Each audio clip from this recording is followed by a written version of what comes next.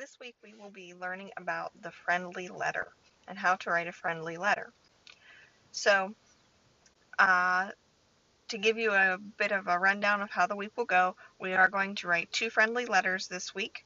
The first one you will be writing to me, and the second one I would like you to write to a person of your choosing. So, let's get started and look at this first example of a friendly letter here. And as you can see, it says December 3rd, 2018, Dear Student, I wanted to let you know how much I enjoy teaching this class. I hope that you are finding it as enjoyable as I am. There will definitely be some weeks that are more intense than others. However, this week should be a little less stressful than last week. I am looking forward to getting letters from you. Are you looking forward to writing to me? Would you tell me about your holiday and its traditions? Very truly yours, Mrs. Bliss. So this is a complete friendly letter. If you look up here at the top, the first thing that a friendly letter must have is the date. And we have that, December 3rd, 2018.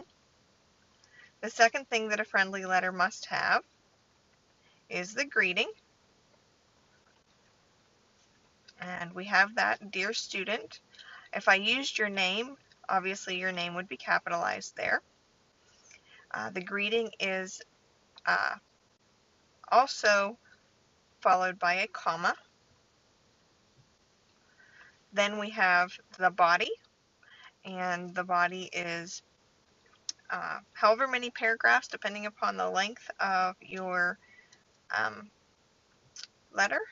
And in this case, it is 2 paragraphs, because the first paragraph I talked about the class and how it's enjoyable and how it will be stressful and a little less stressful. And the second paragraph I talked about the letters and asked you a few questions that you can answer in your letter back to me.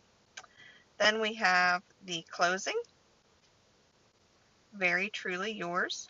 I want you to notice here that very is the only word capitalized, and there's a comma at the end of the closing as well. And then finally we have a signature, and in this case it is just typed.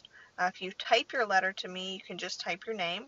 Obviously, if you write your letter to me, you're going to sign it. So that is where the signature goes. Okay? Obviously, the date, you want to have the comma after the number of the day, between the number and the year. And as I said, you will capitalize a name. So when you write back, Dear Mrs. Bliss, make sure that you have the M capitalized, the period at the end of the abbreviation, the B capitalized, and a comma at the end of the greeting. Okay? And in your closing, only the first word of the closing is capitalized with a comma at the end of those. Let's take a look here at some other examples of greetings. In a friendly letter, you can be much less formal. You can use the word dear. You can also say hi, hello. If you're real formal with the person, you might put something like sup. So if you're writing to your, best friend Joe, you can be sup, Joe, and put a comma after his name. Howdy, man, if you're writing to somebody that you're real friendly with. Or hey, dude, if that's somebody that you call dude and that's who you're writing to. So anyhow, obviously those last 3 are really informal. When writing to me, your teacher, you want to probably use one of the top 3 there. But just giving you a few examples of some really informal ways that you could you start a greeting. When we look at the body, this can be more than 1 paragraph and should be if you are telling the reader about more than one thing. A good letter also asks the reader a few questions. And the reason that is usually letters are something that kind of go back and forth. So definitely always want to ask your reader a couple questions that might get you a letter written back. Okay. Now the closing. There are a ton of closings that you can use. Some are a little bit more formal than others, but any of these can be used. Obviously, I used very truly yours. You could use sincerely, regard. Regard is pretty formal.